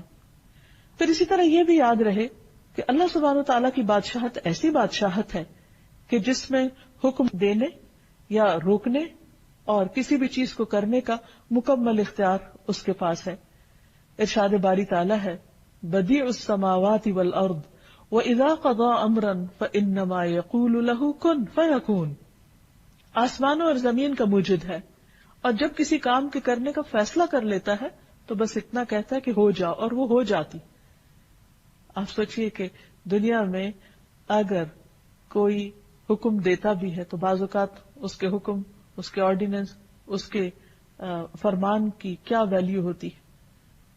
بعض اوقات پوری پوری قوتیں صرف کر کے بھی ایک قانون کو نافذ نہیں کیا جا سکتا, جبکہ اللہ سبحانہ وتعالیٰ صرف اتنا ارادہ کرتے ہیں کہ ہو جاؤ, اور صرف کلمہ کن فرماتے ہیں اور سب کچھ ہو جاتا ہے, اور کوئی اس کو روکنے والا نہیں ہوتا. اور اسی لیے ہم ہر نماز کے بعد جو دعا پڑھتے ہیں یا پڑھنے کا حکم دیا گیا کہ اللہم لا مانع لما اعطیت ولا معطی لما منعت ولا ينفع ذا الجد منک الجد. اے اللہ جسے تو دے اسے کوئی روکنے والا نہیں, اور جس سے تو روک دے اسے کوئی دینے والا نہیں, اور کسی مالدار کو اس کا مال تیری بارگاہ میں کوئی فائدہ نہ دے سکے گا. یعنی اگر دنیا میں کسی کے پاس کچھ بھی ہے تو وہ دنیا ہی کے چند دن کے فائدے کے لیے ہے، آخرت میں وہ مال دے کر اللہ کو راضی نہیں کر سکتا۔ پھر آپ دیکھیے کہ مخلوق پر، یعنی انسان ہو یا باقی حیوانات ہو یا جو بھی اللہ سبحانہ و تعالیٰ نے چیزیں بنائی ہیں، بڑے بڑے ستارے اور سیارے جن کی بڑائی کے بارے میں آج انسان تھوڑا بہت کچھ جانتا ہے، تو ان سب کو کنٹرول کس نے کیا ہوا ہے؟ ان سب پر کس کا حکم چل رہا ہے؟ اور کس نے ان کے لیے جو ضابطہ بنایا اس پر وہ مکمل طور پر پابند بھی ہیں اور اس میں کسی قسم کی کمی بیشی نہیں کرتے۔ اللہ سبحانہ وتعالیٰ خود اس کے بارے میں فرماتے ہیں، الم تعلم، کیا تم جانتے نہیں ہو، ان اللہ لہ ملک السماوات والارض، کہ اللہ سبحانہ وتعالیٰ ہی کے لیے آسمان و زمین کی بادشاہت، یعنی جتنا کچھ بھی تم دیکھ رہے ہو، یہ سورج، چاند، ستارے، یہ بلینز آف گیلیکسیز اور ان کے اندر ٹریلینز آف سٹارز، اور ان سب کا مسلسل چلتے رہنا، چلنا نہیں بلکہ پوری قوت کے ساتھ دوڑتے رہنا اور اس نظام میں کسی قسم کا خلل نہ آنا، یہ دراصل کس کے کنٹرول میں ہے، کس کے اختیار میں ہے، کس نے ان سب کو ایک ڈسپلن کے اندر رکھا ہوا ہے۔ آج ہمارے لیے تو ایک ٹریفک کو کنٹرول کرنا مشکل ہو جاتا ہے، لیکن آسمانوں کی ٹریفک، خواہ وہ بادل ہوں یا ستارے اور کواکب ہوں، یہ تمام چیزیں صرف اور صرف اللہ کے حکم کے مطابق ہی چل رہی ہیں، اسی نے ان کو تھاما ہوا ہے، اور ان میں سے کوئی ایک بھی اپنی راہ چھوڑ کر دوسری طرف نہیں جاتا۔ اگر ان میں سے کوئی ایک بھی اپنی مرضی کرنے لگے تو ہر چیز ٹکرا کر رہ جائے، یہ نظام درہم برہم ہو کر رہ جائے۔ تو اس سے یہ پتہ چلتا ہے کہ حقیقی بادشاہت ان سب پر دراصل اللہ ہی کی ہے۔ فرمایا یعذب من یشاء ویغفر لمن یشاء، جس کو چاہتا ہے عذاب دیتا ہے اور جسے چاہے بخش دیتا ہے، واللہ علی کل شیء قدیر، اور اللہ ہر چیز پر پوری قدرت رکھتا ہے۔ پھر اسی طرح رزق کے سارے معاملات بھی اسی کے اختیار میں ہیں، واللہ یرزق من یشاء بغیر حساب، اللہ جس کو چاہتا ہے بغیر حساب کے رزق دیتا ہے، یعنی انلمیٹڈ۔ پھر کسی کو حکومت دینا یا نہ دینا یہ بھی اس کے اختیار میں ہے، واللہ یؤتی ملکہ من یشاء، اللہ اپنی بادشاہت دیتا ہے، اپنی حکومت دیتا ہے جسے چاہتا ہے، اور اللہ وسعت والا، علم والا ہے۔ سیدھے راستے پہ چلانا بھی اسی کے اختیار میں ہے، واللہ یہدی من یشاء الی صراط مستقیم۔ پھر نفع اور نقصان بھی اسی کے ہاتھ میں ہے، وَإِن يَمْسَسْكَ اللَّهُ بِضُرٍّ فَلَا كَاشِفَ لَهُ إِلَّا هُوَ، اگر اللہ سبحانہ وتعالیٰ تمہیں کوئی نقصان پہنچانا چاہے تو اس کے سوا اسے کوئی ہٹا نہیں سکتا، وَإِن يُرِدْكَ بِخَيْرٍ، اور اگر تمہیں کوئی خیر پہنچانا چاہے فَلَا رَادَّ لِفَضْلِهِ، تو اس کے فضل کو بھی کوئی نہیں پھیر سکتا، يُصِيبُ بِهِ مَن يَشَاءُ، وہ جس کو چاہتا ہے وہ فضل پہنچاتا ہے، یعنی کوئی اس کو روک نہیں سکتا۔ یصیب بہ من یشاء من عبادہ وہو الغفور الرحیم، اور وہ غفور الرحیم بھی ہے۔ پھر اسی طرح نبوت کا دینا بھی اسی کے اختیار میں ہے، اس نے جس کو چاہا اپنے بندوں میں سے اپنی رسالت کے لیے چن لیا۔ پھر ہر طرح کا فضل دینا بھی اللہ کے اختیار میں ہے، یعنی کوئی کسی سے اللہ کی نعمت کو چھین نہیں سکتا، اور اسی لیے حسد کرنا منع کیا گیا ہے، کیونکہ وہ اللہ کا فیصلہ ہوتا ہے، وہ جس پہ جو چاہے رحمت فرمائے۔ پھر اسی طرح بیٹے اور بیٹیاں دینا بھی اللہ کے اختیار میں ہے۔ اللہ تعالیٰ فرماتے ہیں للہ ملک السماوات والارض یخلق ما یشاء یہب لمن یشاء اناثا ویہب لمن یشاء الذکور، آسمانوں اور زمین کی بادشاہت اللہ ہی کی ہے، جسے چاہتا ہے جو چاہتا ہے پیدا کرتا ہے، یخلق ما یشاء، یعنی اس کی تخلیق اس کی مرضی سے ہوتی ہے کیونکہ وہ بادشاہ ہے۔ جسے چاہتا ہے بیٹیاں عطا کرتا ہے، جسے چاہتا ہے بیٹے دیتا ہے، اور جسے چاہتا ہے ملا جلا کر دیتا ہے، اصل اختیار اسی کا ہے۔ پھر اسی طرح انسانوں کو معاف کرنا یا عذاب دینا یا بخش دینا یہ بھی اسی کے اختیار میں ہے، اور اس میں بھی مالک یوم الدین وہ خود ہے، روز جزا کا مالک، جس میں سارے فیصلے اس کی مرضی کے مطابق ہوں گے۔ پھر تمام بنی آدم کے دلوں کا اختیار بھی اللہ سبحانہ و تعالیٰ کے پاس ہے، یعنی صرف یہ نہیں کہ آسمان اور ستارے سیارے کا مالک وہ ہے اور اس پر اس کی حکومت ہے، نہیں، اس زمین پر بھی حقیقی حکومت اور بادشاہت اسی کی ہے، حتیٰ کہ انسانوں کے دلوں پر بھی۔ رسول اللہ صلی اللہ علیہ وسلم نے فرمایا تمام بنی آدم کے دل رحمان کی انگلیوں میں سے 2 انگلیوں کے درمیان ایک دل کی طرح ہیں، وہ جیسے چاہتا ہے اسے پھیر دیتا ہے۔ پھر آپ صلی اللہ علیہ وسلم نے فرمایا اللہم مصرف القلوب صرف قلوبنا علی طاعتک، اے اللہ جو دلوں کا پھیرنے والا ہے ہمارے دلوں کو اپنی اطاعت پر پھیر دے، یعنی اس کی طرف موڑ دے، کیونکہ اللہ کے لیے کچھ بھی ناممکن نہیں، ہر چیز اسی کے اختیار میں ہے۔ پھر یہ بھی یاد رہے کہ اللہ سبحانہ وتعالیٰ کو کوئی مجبور کرنے والا نہیں۔ دنیا کے بادشاہ بعض اوقات وہ مجبور ہوتے ہیں، وہ اپنے حواریوں اور اپنے دوسرے مددگاروں کی مرضی کے مطابق فیصلے کرتے ہیں، بعض اوقات وہ اپنی خواہش کے مطابق فیصلے بھی نہیں کر سکتے، لیکن اللہ سبحانہ وتعالیٰ کی بادشاہت ایسی بادشاہت ہے کہ جس میں وہ جس کو جو چاہے عطا کر دے، جو چاہے فیصلہ کر دے، کوئی اس کے فیصلوں پر حاوی نہیں ہو سکتا۔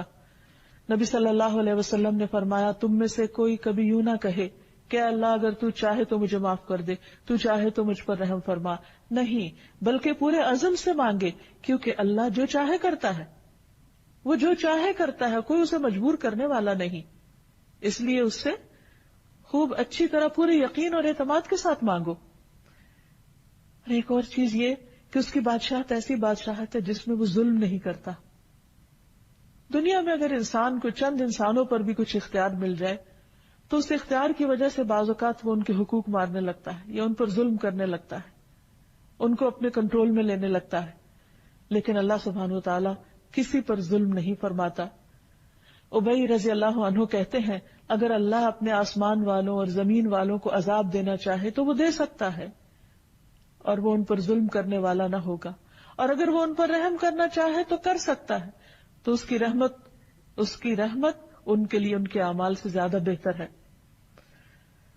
تو بہرحال اگر ہمیں یہ یقین ہو جائے کہ حقیقی بادشاہ وہ ہے تو پھر ہم سب اس کے آگے عاجزی کرنے والے ہوں، اس سے ڈرنے والے ہوں، اس سے مانگنے والے ہوں اور اسی کے سامنے اپنی حاجات رکھنے والے ہوں۔ جیسا کہ ہم دیکھتے ہیں کہ بڑے بڑے پیغمبروں نے جنہیں اللہ سبحانہ وتعالیٰ نے دنیا میں بادشاہت عطا کی، انہوں نے بھی اپنی ساری دعائیں اور حاجتیں اس حقیقی بادشاہ کے سامنے رکھی۔ مثلا یوسف علیہ السلام، اللہ سبحانہ وتعالیٰ نے ان کو ایسی حکومت عطا کی کہ جس میں پورا اختیار دیا، لیکن انہوں نے کیا مانگا؟ رب قد آتیتنی من الملک وعلمتنی من تأویل الاحادیث فاطر السماوات والارض انت ولی فی الدنیا والآخرہ توفنی مسلما والحقنی بالصالحین۔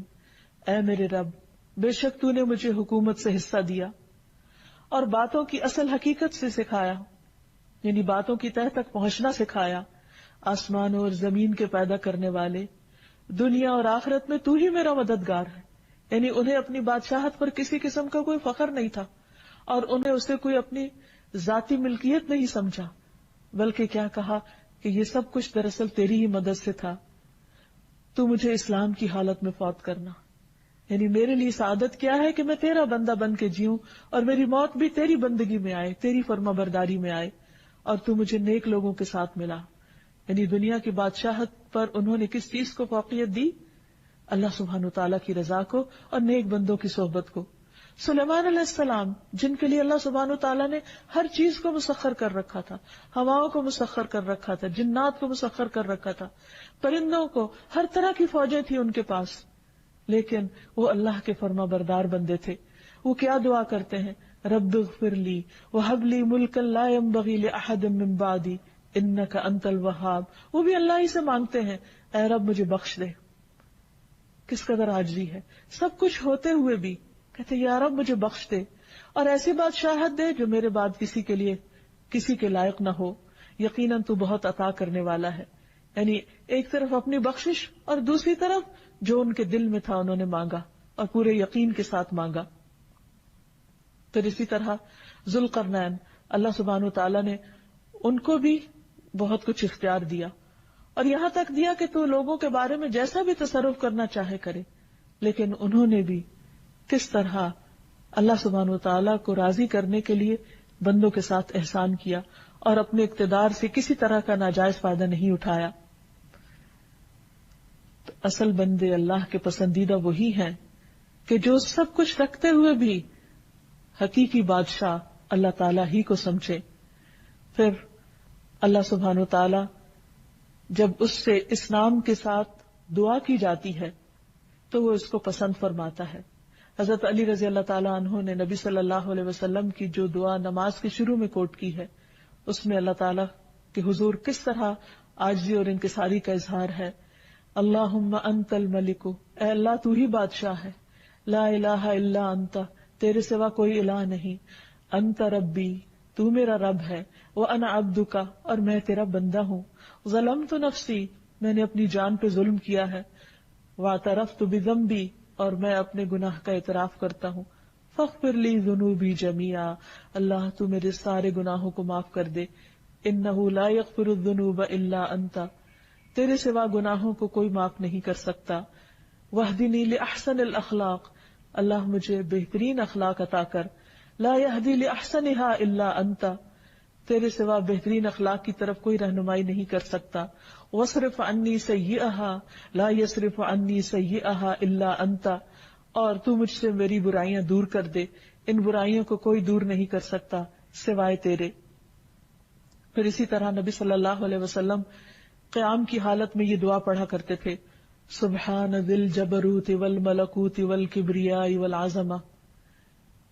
آپ صلی اللہ علیہ وسلم کا مقام کتنا بلند ہے، لیکن جب اللہ کے حضور ہاتھ باندھ کر کھڑے ہوتے تو کس طرح اپنے رب کی تعریف بیان کرتے.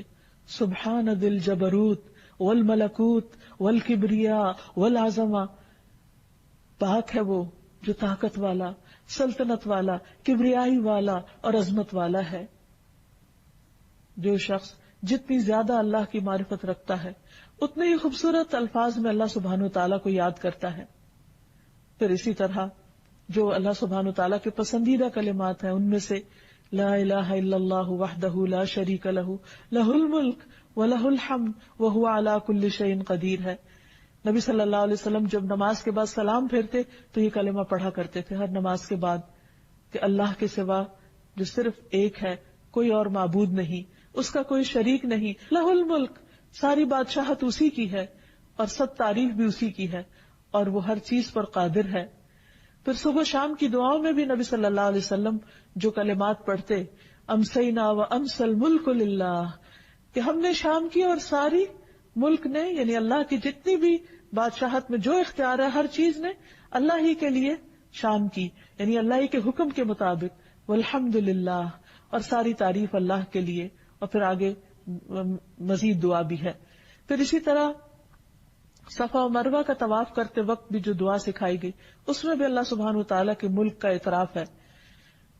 تو ہمارے لیے لازم ہے کہ ہم اللہ تعالیٰ کو بادشاہ حقیقی سمجھیں اور اس کے آگے ہمبل ہو جائیں، اس کی اطاعت اور فرما برداری کریں، اس کی اس بادشاہت میں کسی کو شریک نہ سمجھیں اور شرک کو گناہ عظیم سمجھیں. اللہ کے سوا کسی اور کو اختیار والا نہ سمجھے، کیونکہ سب کے پاس جو بھی اختیار ہے وہ محدود ہے اور حقیقی معنوں میں دینے والا اللہ سبحانہ وتعالی ہے، اور اس سے شدید محبت کرنے والے ہوں کیونکہ وہ ہر چیز کا مالک ہے، دنیا کی بھی اور آخرت کی بھی. اور پھر اس سے ملاقات کا شوق بھی ہمارے اندر ہو. جب دنیا میں کسی بڑے انسان کے بارے میں ہم سنتے ہیں تو اس سے ملنے کا شوق ہوتا ہے، اس کے قریب ہونے کا شوق ہوتا ہے، لیکن کیا ہم اللہ کی بڑائی کو سمجھتے نہیں کہ اس کے قرب اور اس کی ملاقات کا کوئی شوق نہیں ہمارے دل میں؟ نہیں. اگر ہم واقعی اس کی عظمت کو پہچان جائیں تو پھر اس سے ملاقات کا شوق بھی ہمارے دل میں ہو اور اس کا قرب بھی چاہیں. اور اس کا قرب نماز کے ذریعے حاصل ہوتا ہے. اس نے خود ہمیں بتا دیا واسجد واقترب، سجدہ کرو اور قریب ہو جاؤ، کیونکہ وہ عظیم بادشاہ ہے اور جب اس کو خوش کر دیں گے تو وہ ہمیں خوش کر دے گا. جیسے موسیٰ علیہ السلام اپنی قوم سے آگے آگے فوراً اللہ سبحانہ وتعالیٰ کی طرف بڑھے. اللہ تعالیٰ نے پوچھا کہ کیا چیز تجھے سب سے پہلے آگے لے آئی؟ وہ کیا چیز تھی جو انہیں اللہ سبحانہ وتعالیٰ کی طرف دوڑا رہی تھی؟ اس کی ملاقات کا شوق تھا. تو اللہ سبحانہ وتعالیٰ ہم سب کو اپنی ملاقات کا شوق دے اور اپنی عظمت کا احساس دے. وآخر دعوانا ان الحمد للہ رب العالمین. أنت القاهر يا الله، أنت الحسيب يا الله، أنت الشافي يا الله، أنت المبين يا الله، أنت الوكيل يا الله، أنت القيوم يا الله، أنت المتين يا الله، أنت السبوح يا الله، لا إله إلا الله، محمد رسول الله.